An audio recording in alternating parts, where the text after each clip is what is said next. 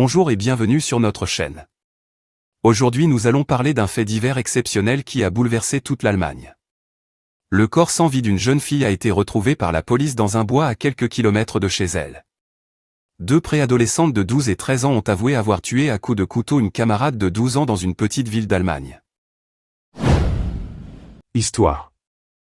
Louise était portée disparue depuis qu'elle avait quitté en fin d'après-midi le domicile d'une amie à qui elle avait rendu visite, non loin de Freudenberg, dans l'ouest du pays, la ville de 17 000 habitants où résidait la victime.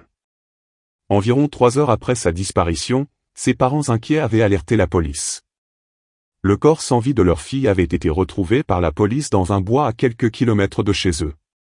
Elle est morte après avoir perdu beaucoup de sang à la suite de nombreux coups de couteau, a expliqué le procureur de Koblenz, Mario Manueller. Il a précisé qu'il n'y avait aucune preuve d'une quelconque agression sexuelle.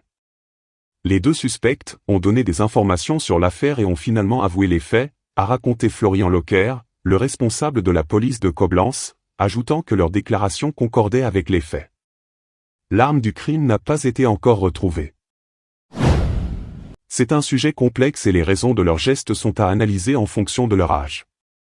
Les deux préadolescentes et Louise se connaissaient, a ajouté Mario Manueller, se refusant toutefois à donner le moindre détail supplémentaire, notamment sur le fait de savoir si elles étaient dans la même classe ou la même école. Aucun élément n'a également filtré sur l'identité des suspects et le mobile présumé de leur acte. C'est un sujet complexe et les raisons de leurs gestes sont à analyser en fonction de leur âge, a souligné Mario Manueller. Ce qui serait une motivation possible pour un enfant peut paraître complètement incompréhensible pour un adulte, a-t-il ajouté. Les deux filles soupçonnées n'étaient pas connues des services de police. Âgées de moins de 14 ans, elles ne sont pas pénalement responsables, a relevé Mario Manueller.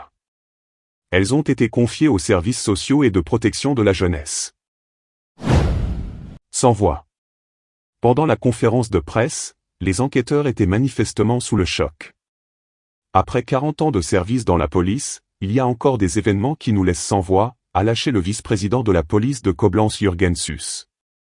L'acte en lui-même est très exceptionnel et nous bouleverse, a renchéri le procureur. Le chef du gouvernement de l'État régional de Rhénanie du Nord-Westphalie, Ouest, Hendrik Wüst, n'a pas non plus caché son émoi. Il est difficile d'imaginer et de supporter que des enfants soient capables de tels actes, a-t-il déclaré au cours d'un point presse. Récemment, en France, deux adolescents, un garçon de 17 ans et une fille de 16 ans, avaient été condamnés en appel en octobre 2022 pour le meurtre d'Alisha, une collégienne de 14 ans frappée puis jetée dans la Seine à Argenteuil, dans la région parisienne, en 2021. Ils avaient 15 ans à l'époque. Cette tragique affaire en Allemagne a bouleversé tout le pays et a suscité une grande émotion chez les enquêteurs, les autorités et la population. Bien que les raisons du geste des deux préadolescentes soient encore inconnues, cette affaire souligne l'importance de la protection de la jeunesse et de la nécessité de comprendre les comportements des enfants et des adolescents pour prévenir de tels actes. Nous espérons que cette affaire contribuera à une prise de conscience collective pour prévenir la violence chez les jeunes et garantir la sécurité de tous.